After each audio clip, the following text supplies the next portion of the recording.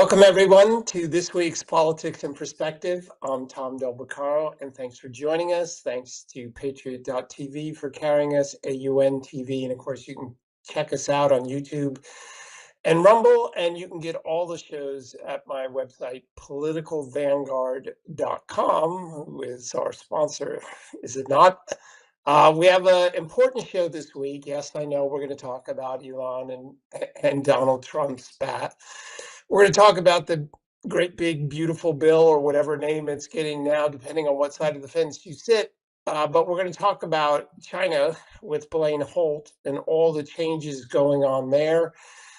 Fifth gen warfare, but there's also perhaps light at the end of the tunnel, I think you'll find by the end of this week's episode. But let's start with my opening statement, the cloudy fate of the big, beautiful bill. Does anyone know exactly what it will be like? Now, we all saw Elon Musk got left and went rampage on the bill. One of his tweets, very interesting here. If we could pull it up, you'll take a look at it. Whatever that relates to some criticism he received by some politicians on his opposition.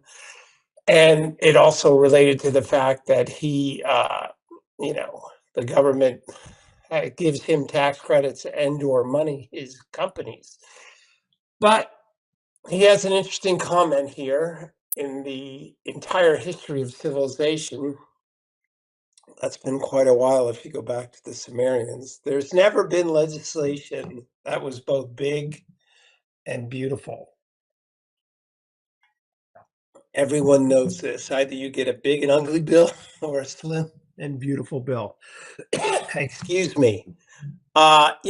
So he is aghast at the amount of spending going on, but he's not the only one. Our next photograph here relates to a staunch Trump supporter. That's Marjorie Taylor Greene, who says she's a no. Now, she's not a U.S. senator. She is a U.S. House member. That's already passed the bill. So if it came back, she would be a no. So, but what's going to come back? It's not really clear what is going to come back from the Senate, because you have some senators that are really intense about this, and they're not anti-Trump. I mean, all of the Democrats are, except for maybe Fetterman, who wants to get to a better place.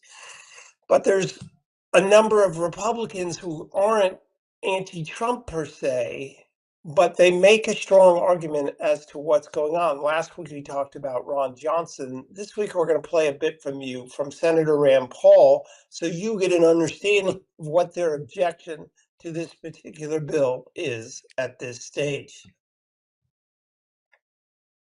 The Senate getting ready to start debating the House-passed reconciliation bill. Our next guest says the math doesn't add up, and he's calling for changes. Joining us right now is Republican Senator Rand Paul of Kentucky. Good morning to you, Senator. We were just talking to the president's son, in fact. What would it take for you to support this bill? Well, the main thing that I object to is raising the debt ceiling $4 or $5 trillion. That's an indication that we'll borrow that much. It's an indication that we'll put the debt on the back burner. We'll have no more discussion of it for a year or two. And really, we're locked in a year right now where in March of this year, most of the Republicans, not me, voted to continue the Biden spending levels in March. So we're operating under a continuing resolution which originated as Biden spending levels. You remember Republicans saying, Bidenomics, Biden inflation, Biden this, Biden that. Well, they voted for that in March. So the deficit here at the end of the fiscal year, at the end of September, will be about $2.2 trillion. I'm not for that, so I voted against the spending levels. But now they want me to vote for $5 trillion worth of increase in a debt ceiling, and I'm just not for that. That's not conservative.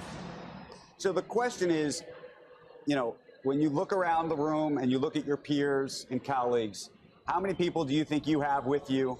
What does this bill ultimately look like in the end? I think there are 3 or 4 of us. If there are 4 of us who want it to be more fiscally conservative, I think we can reduce the spending levels and perhaps separate out the debt ceiling as well. But it takes 4 people with courage, and 4 people with courage can make the bill into anything we want it to. Right now, there are competing factions, though. There are 4 or 5 who don't want any spending cuts, and there are 4 or 5 who want more spending cuts. So it's who sticks together better and who has more courage to stand up and say no. I've said no for 6 months now. I said I will not vote to raise the debt ceiling $5 trillion, but I'm pretty much open to compromise on everything else in the bill. I want to make the tax cuts permanent. I supported them in 2017. I think it's the best thing we did for the economy. It's why the economy thrived in the first Trump term until it was shut down by the pandemic. So there you go. There's Rand Paul, who is a very principled person, as you probably know. He kept talking about the debt ceiling limit, and that was his big issue. So let's talk about that for a minute. You know, we have this interesting process where the government, because it outspends what it takes in all the time, or at least in the last quarter century, and then usually before that as well. But what he's talking about is, in order to do that, Congress has to agree to provide the authority to government to borrow more money. And it sets a limit of what that ceiling is. And it's a ceiling at any given time. And then it says beyond that, you have to come back to us and get more authority to borrow more money. And in this process, or this particular period of time, what's going on is that this reconciliation bill includes a provision for 4 to 5 more trillion in borrowing. And he's against that. So why is he against that? Well, in reality, it has to happen because you're with these deficits. He talked about how this fiscal year's deficit is $2.2 trillion. We'll get into the Biden spending level right after this, but he's saying at the end of by October, and this was baked into last year's bill under Biden's reconciliation process, you're going to have this huge debt. And then next year is really Trump's first full budget year, but he doesn't want to do 5 trillion more in debt ceiling. Why is that? Well, it's pretty obvious why it is, isn't it? He doesn't believe that these politicians are actually serious about changing this around. He thinks what's going to happen is they're going to, or at least his fear is that they're just going to keep spending the same old way, and they're really not going to do anything. So why give them this $5 trillion blank check? And if you look at the last 25 years of behavior, you can see a lot of that. Now let's talk about the other thing that he continues to mention, which is the biting spending level. And we've talked about this previously, but let's be real about it.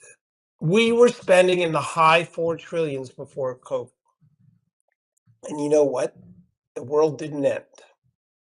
Our defense posture wasn't disastrous. I'm not saying it was the best, but it wasn't disastrous. And the nation wasn't falling apart at the seams. Yes, there are things we need to do, including infrastructure. We're going to talk about that with General Blain Holt and our power grid. But it wasn't the end of the world. We were spending almost $5 trillion a year.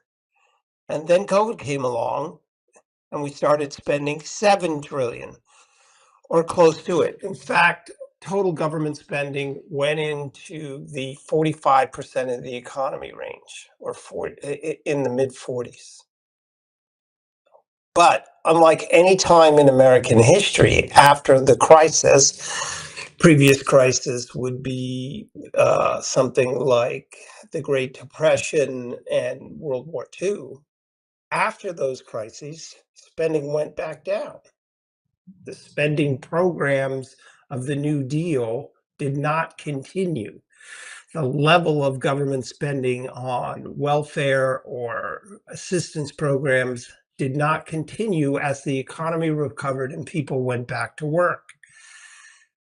That didn't happen this time. This is the first time in history we've had this kind of spending. Even in 2008, when you had the financial crisis, we didn't keep giving the banks the money anyway. We came back down in our spending level, but we're not doing that.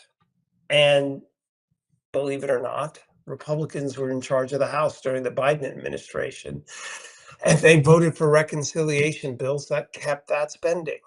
So, what Ron Paul and those like Ron Paul are concerned about is the fact that this big, beautiful bill has these spending components, has a debt ceiling limit, and they've yet to see real discipline.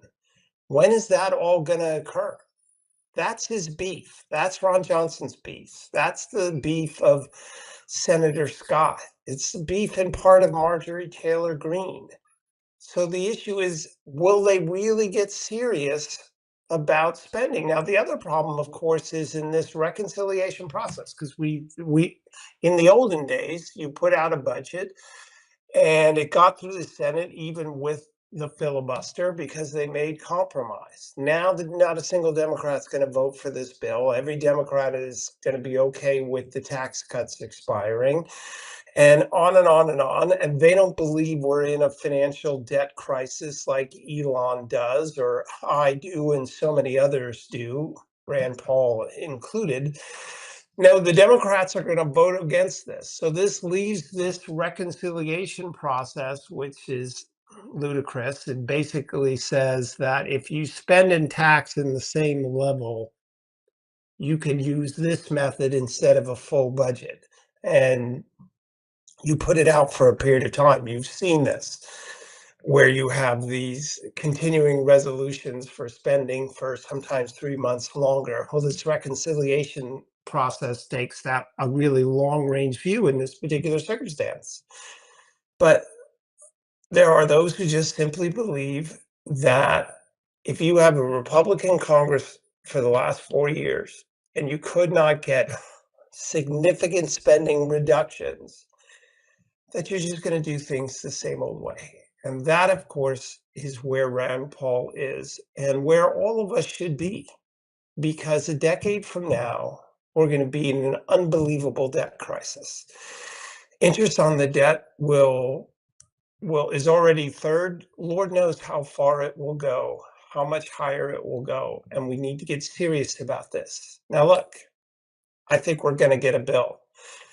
If they did, the real unbelievable nature of this is if we don't get the bill and there's a tax hike, it'll drive us into a recession, and then government spending will jump even more, because that's how our system works. Automatic spending for social welfare, government assistance programs. They'll do something, but then to avoid that. But what's next? When are we really going to get down to the business of slimming down the government and doing what Musk talks about? Well, that's it for this first part about it of the show. Again, refer us to your friends on the link on YouTube and Rumble, and we're going to be back with segment 2, China's next generation warfare, 5th generation warfare, and then something you might not know about what's going on in China today. I'm Tom Del Beccaro. We'll be right back.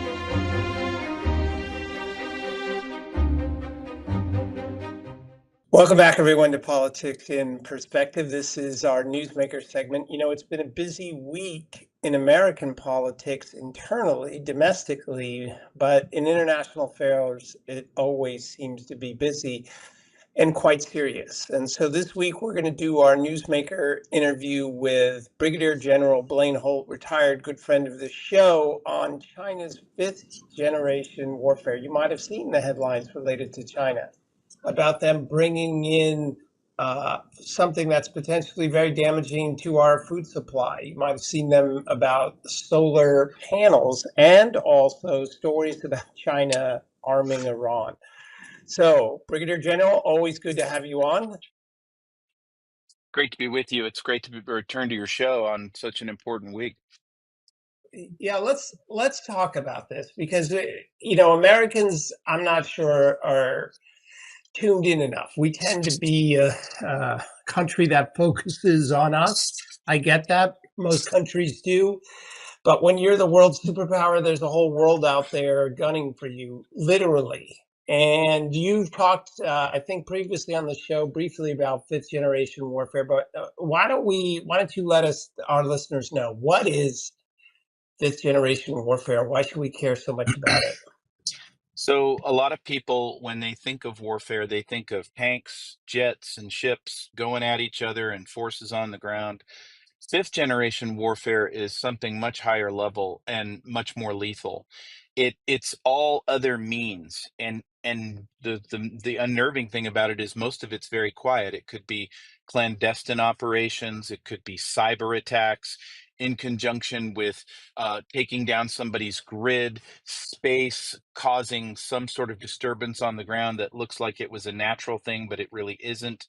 It could be paying off, extorting money from a key politician who's got a vote coming up. It could be blackmail. It could be bribes. And usually in fifth generation warfare, it's a hybrid of many different things happening at the exact same time, all aimed at an effect that the enemy has. And it doesn't necessarily have to occur uh, in a sense of that they are doing it as part of an operation to get an immediate result. Is that not true? They do things to test their systems, our systems, like So the balloon that came across from China, is it not? that's exactly right. That balloon was a probing operation and was gathering electronic intelligence and also proving to the United States that maybe our air sovereignty wasn't so sovereign.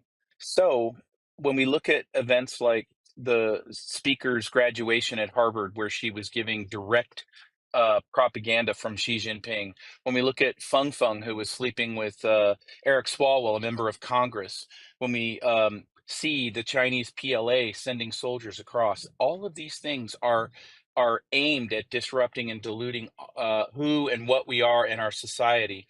And China right now is in such internal turmoil that they have this united front works on autopilot. They will not stop those operations unless we do something to counter it.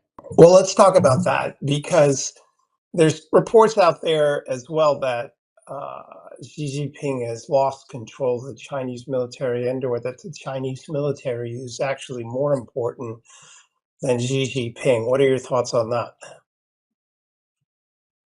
Well, I'll advance that. It's even more serious. So, the top general in the Chinese military is named General Zhang Yoxia, and he has, in effect, conducted a counter purge. Xi Jinping was purging a lot of generals, rolling up a lot of uh, folks, and um, and he has led the effort with the elders of the CCP. And right now, they're taking out Xi in terms of being a leader in China. So, is the military then conducts these fifth generation warfare on an ongoing basis, regardless of its internal politics?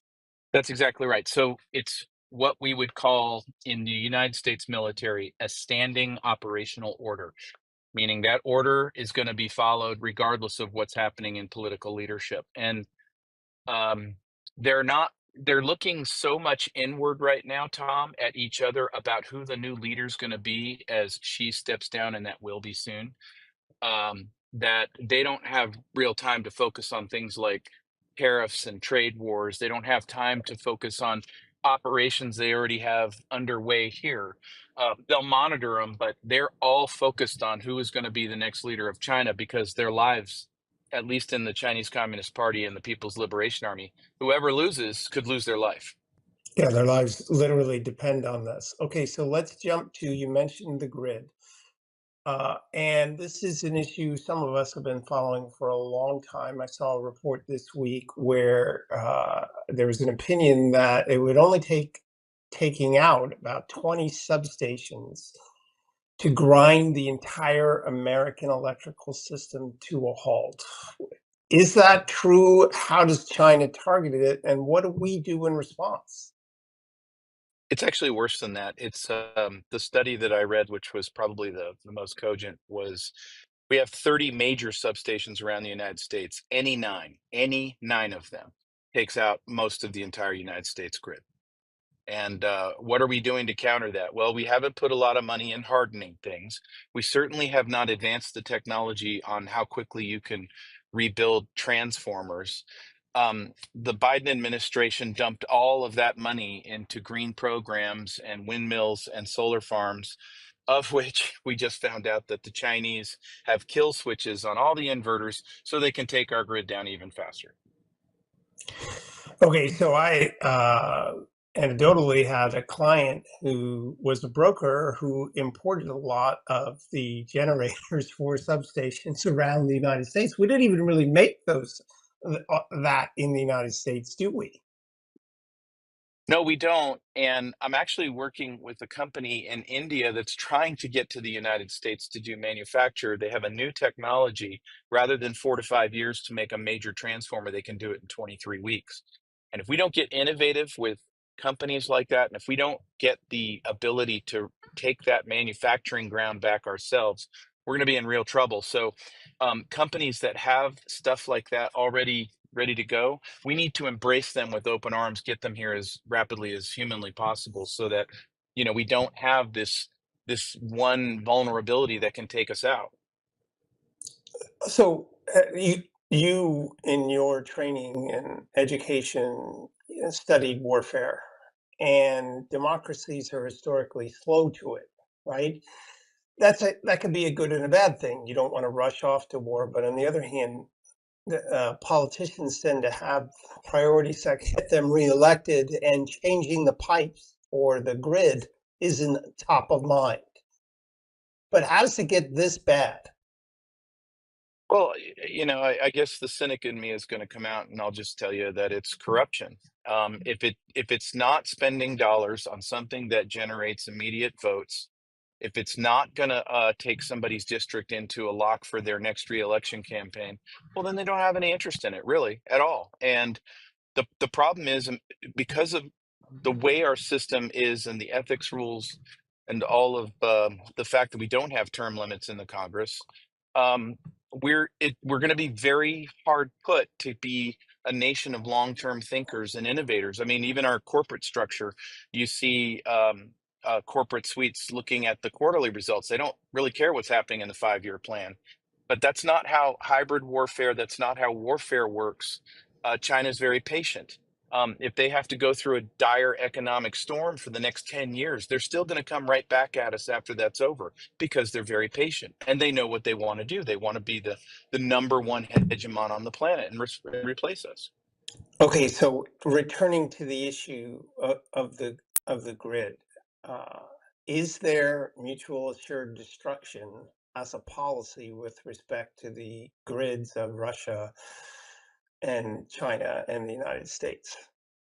I don't know that we have a standing written policy to that, but it is part of the what we would call a course of action option set. So when you have an United States to, president provided, non-military and military options, and we certainly have the technological capability to destroy grids all over the world.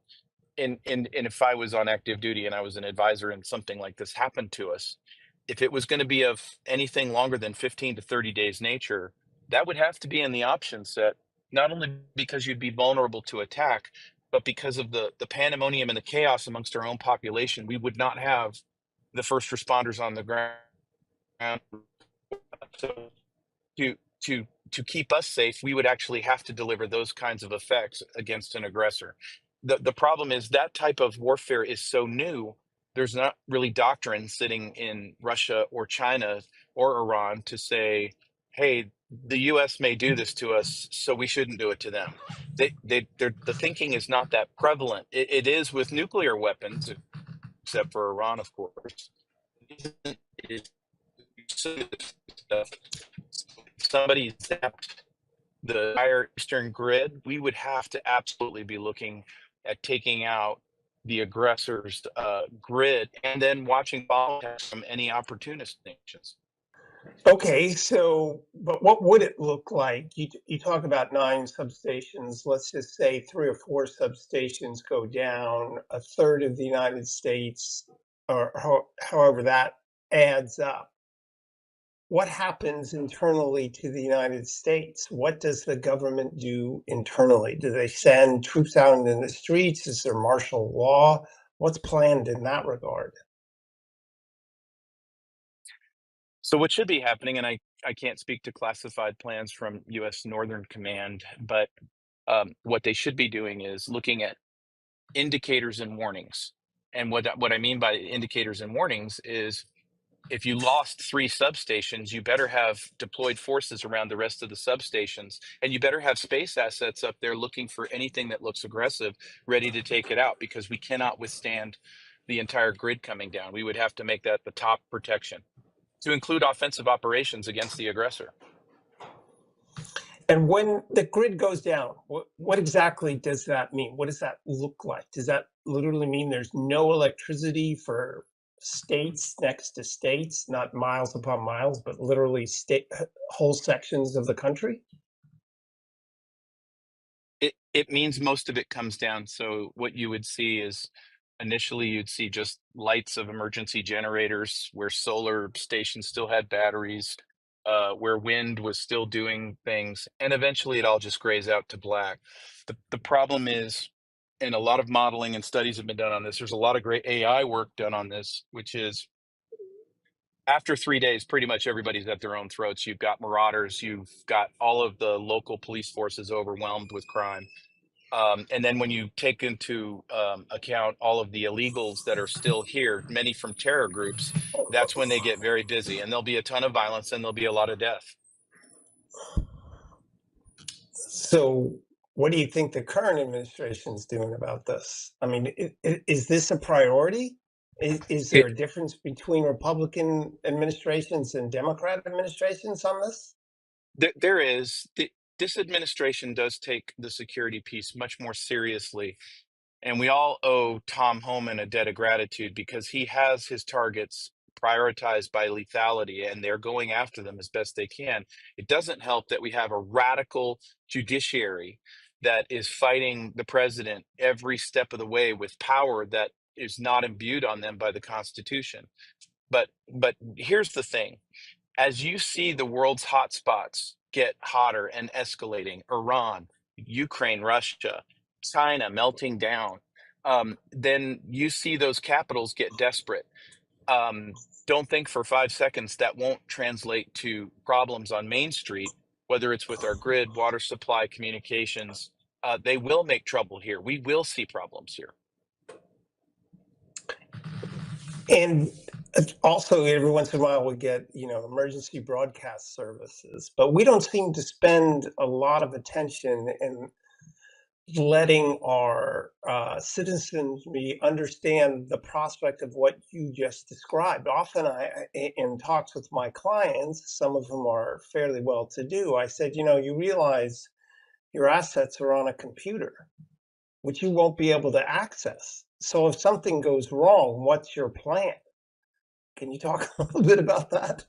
That's exactly right. So you can't, unfortunately, you can't have a national plan that's turnkey and say, see, we fixed it, we made it all go away. You have to flip it upside down. And I've been doing that in my own community here, which is county by county in the United States. I think we have something like 3,500, maybe. I don't know what the number is of counties, but we have a lot of them. And what you have to do is working with the local sheriff and the local police departments, citizens groups have to be mobilized like we used to do pre-World War II with civil defense. And it has to be all about resilience.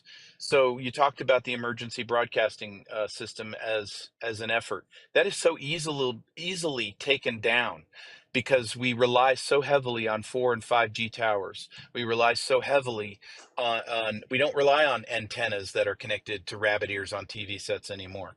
So there has to be backup systems, and the only way to get that done as fast as possible is on a county by county basis with groups coming together to talk about resiliency issues in a methodical very organized, procedural way. We have a model for that here where I live in northern Idaho. We started programs in several other parts of the country, but it's those counties that take that stuff seriously, they will do fine through this because they will have kind of war gamed out what this looks like. But there's no national golden BB for this. I mean, we've even got ourselves here in northern Idaho down to what are going to be the temporary barter systems. What amount of cash should you have on hand? What amount of gold, silver should you have? Should you have to be able to pay your bills by alternate means?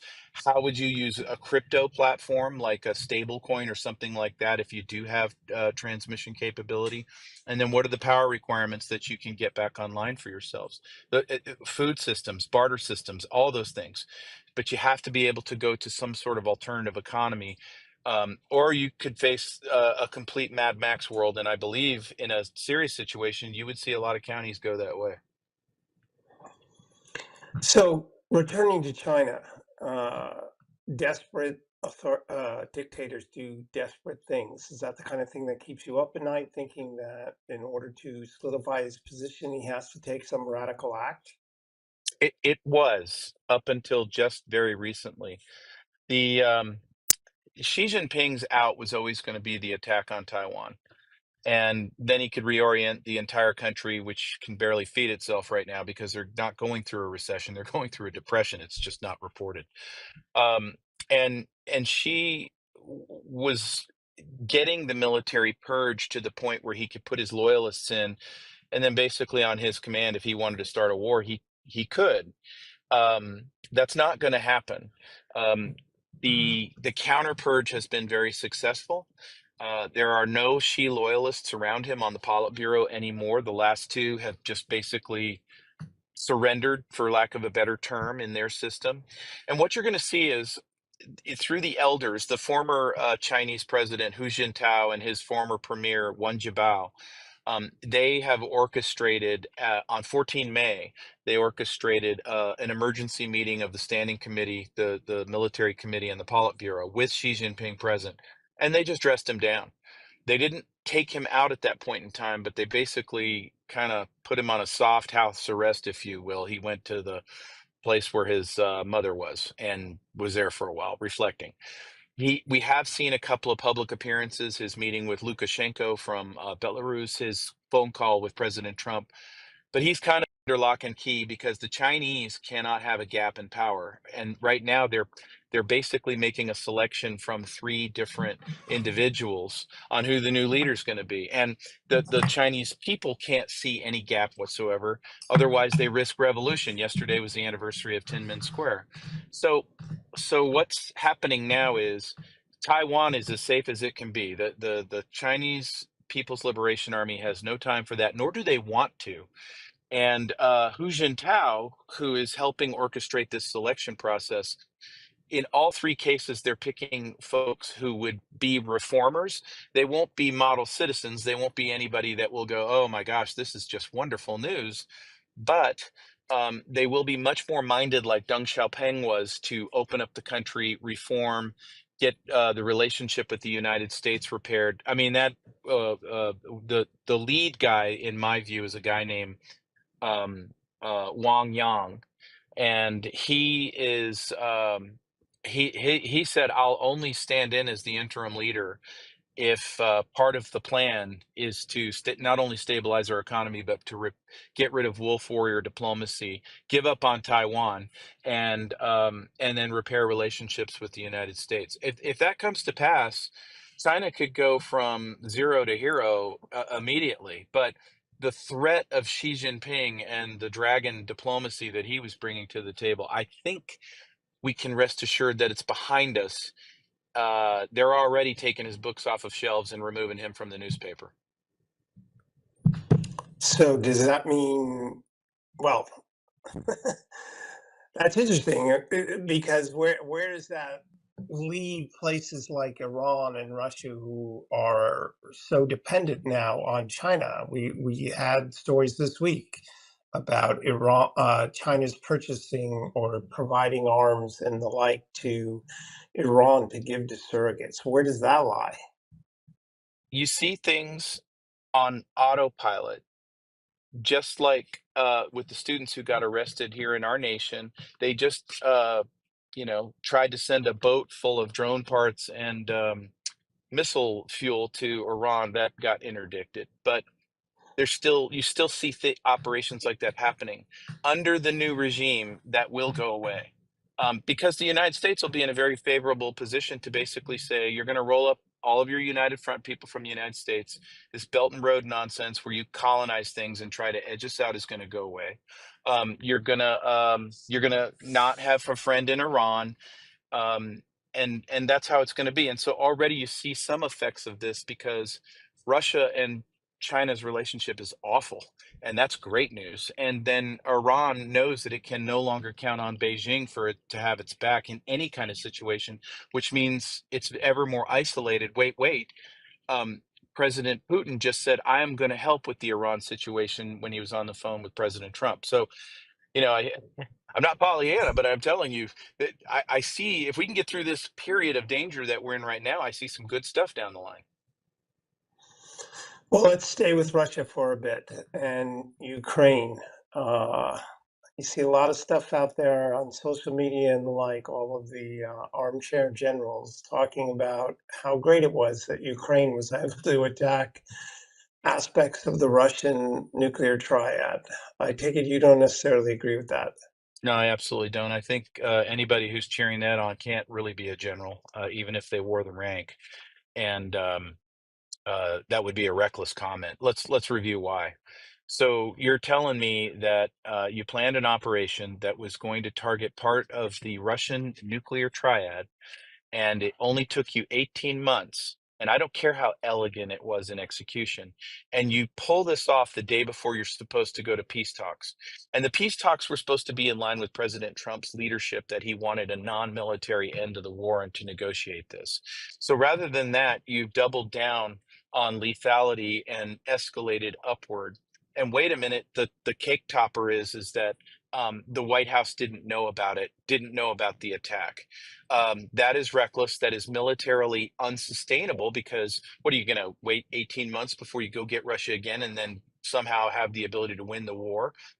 Russia's winning the war. That's just the cold, hard facts. It's not something I can change. I would love to change it if I could, but they fought the wrong strategy. They worked with the wrong people. The neocons, going back to 2014, did the wrong things. You can't change the history. What you can do is go cut a deal and stop the killing. And that's what President Trump wanted. Now, President Trump, through this event, he's got a bigger problem. He's got folks inside his intelligence community that withheld information from him, because you're never going to sell me on the fact that the CIA didn't know about this for 18 straight months. That's ridiculous. That's just nuts. So now we have to figure out who in the deep state, in the neocon division. I think we've got a few leads, knowing that Blumenthal and Lindsey Graham were on the ground with Pompeo in Ukraine right before the attack.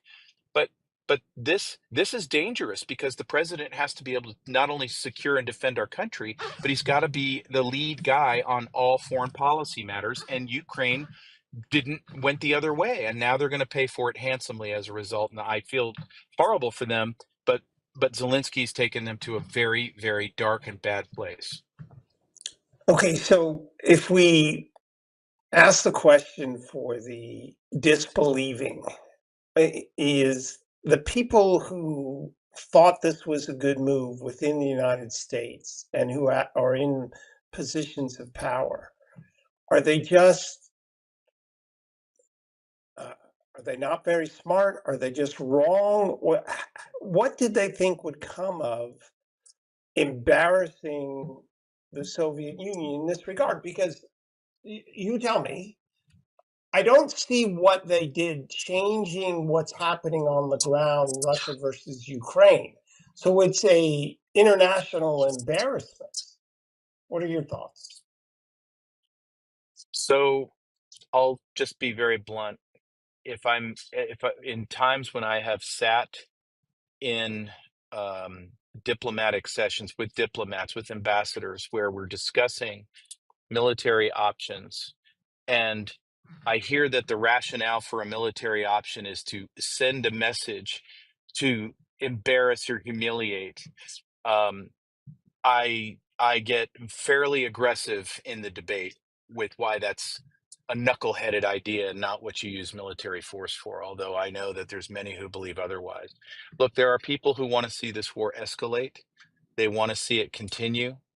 There is the neocon dream, this fantasy that you can somehow defeat Russia or embarrass Vladimir Putin to the point where he's taken out. But I would remind everybody in the audience that, okay, you take out Vladimir Putin. Why would you think you're getting a friend to the United States or a better Russian leader, more responsible leader? It turns out it's the opposite is true.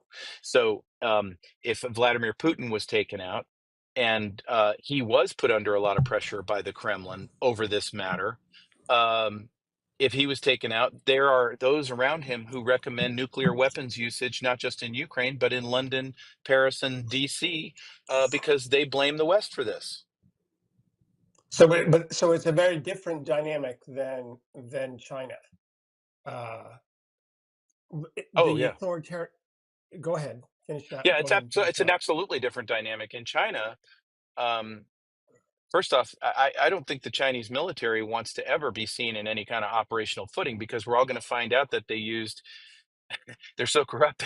They're not trained well. They used inferior grade steel, not marine steel on their ships, which are rusting away. Their weapons work part of the time. Look, we make them to be this formidable monolith, and they're not. We just need to fight when we need to hold them account and fight and hit them where it hurts. And President Trump figured that out right away. We're the number one consuming nation on the planet. Who cares about aircraft carriers? If I cut you off of Walmart, man, China's got a problem. And that's where President Trump went, and we see the results. He's done very, very well. Let's switch to the Middle East. October 7th, we're coming up on, I don't know how many months, 20, 23 months since then. Lincoln talked about you need political support for a war. And Golda Meir said, if you're going to do rough stuff, you got to do it all at once and in the beginning. Have they dragged this out too long, trying to placate their critics? I think to some extent that's true. I think that the Biden administration really hamstrung the Israelis with what they could have done right up front. And the information and the intelligence that went to Hamas from that last administration, I just have no doubt that there was sharing. We certainly know about the money going in that way. And they were propping up the Iranian regime, and they weren't holding them to account. There was no strategy for any of that. We were saying we're standing with Israel in lip service only, and that really prolonged everything. I think President Trump is pretty pragmatic about it. He's not rubber stamping everything the Israelis want to do. He wants to get to a diplomatic end in wherever it's possible here as well. But he's also transmitting a message to Iran. This is not a forever thing. If you won't give up enriching uranium, we'll get ready to see a B-2 air show over your country because that's what's going to happen. And I think by the end of the month, that is what's going to happen.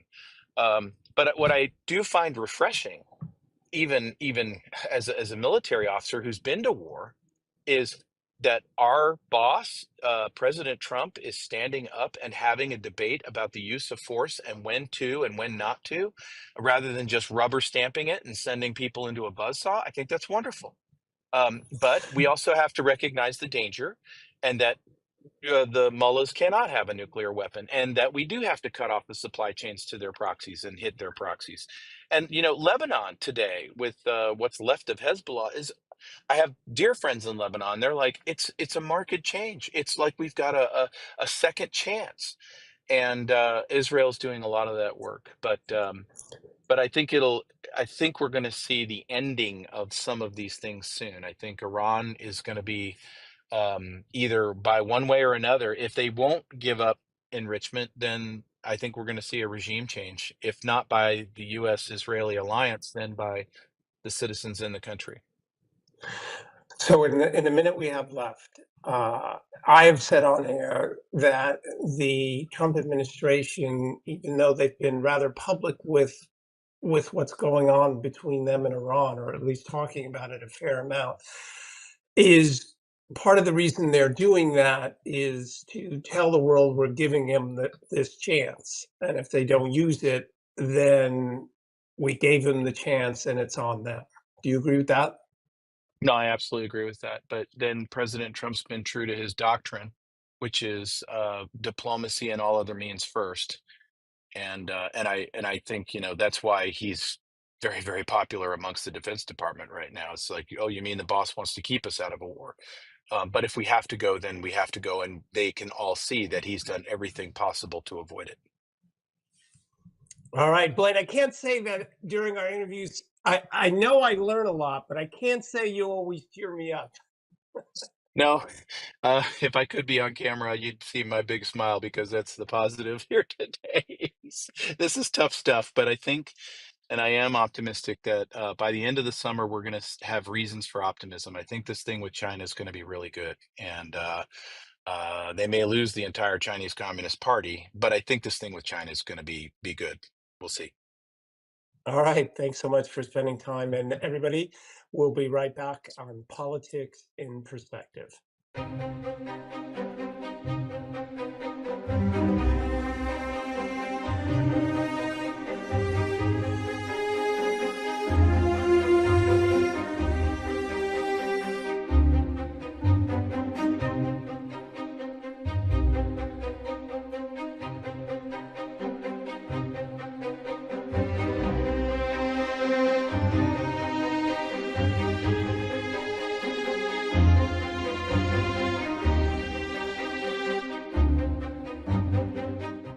Welcome back, everyone. I hope you enjoyed that segment. I made fun of the fact that he doesn't always put me in the best mood, but he did give us a glimmer of hope there. He, of course, General Blain Holt, on what's going on with China, but the rest of the world is also continues to be a hotspot. Okay, we're in our political roundup section today, and we can't really avoid the topic, can we? Trump versus Musk versus the country. I say that tongue in cheek. They're not, Trump isn't against the country. Musk isn't in his own mind against the country. But their feud jeopardizes things. And I'm not the first to say that. I won't be the last to say that. And hopefully this feud won't carry on for very long. But it does detract and it does what we don't want it to do as a country, which is give critics the opportunity to tear down a process that we need to have going forward. And they've been all too happy to do that. If we look at some of the headlines, which will scroll in front of us, related to this particular spat, you could see that the left-leaning media is gleeful about this. But there's one word as we go to look at these that strikes me as important in this discussion. So let's look at the first one and see if you can tell which word it is. This is from CNN, of course. The next one is from the Washington Post. We can go on from there. Gone too far, the GOP lawmakers. We can talk about that in a bit, about their criticism of Musk. And then we can go to the last one and talk about this just a little bit. Just keep it on there, right there. Three of the four of these headlines, you had the Washington Post, you had CNN, you have NBC.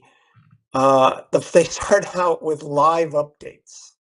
This is now like some sort of center ring discussion. It's not about that gets updated by the hour or otherwise. At least that's the way they're selling it to their audience. And obviously, that's a pretty huge distraction. That's not what this should be about.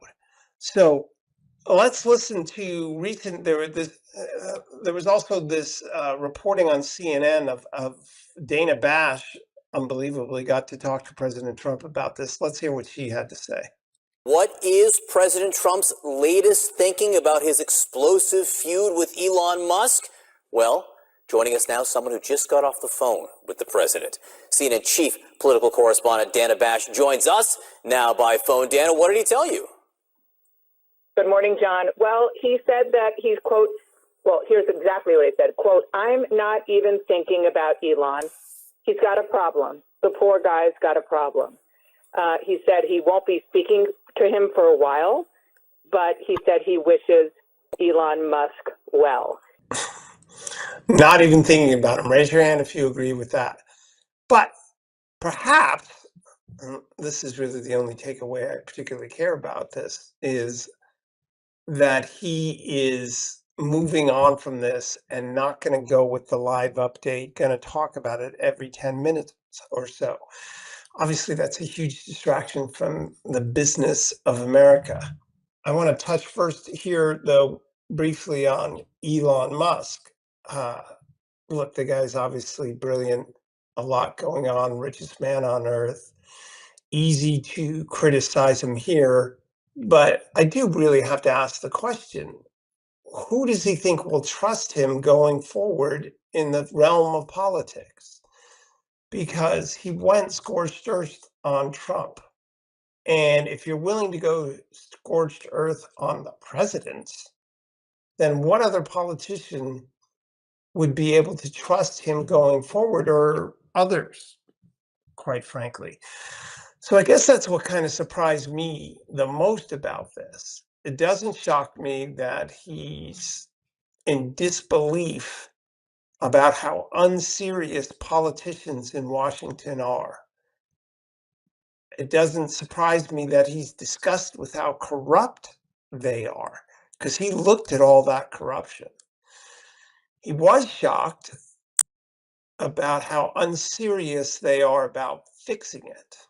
But as some have said, including Laura Ingraham of Fox, is that Trump's fault? Is he the one you should be attacking over that?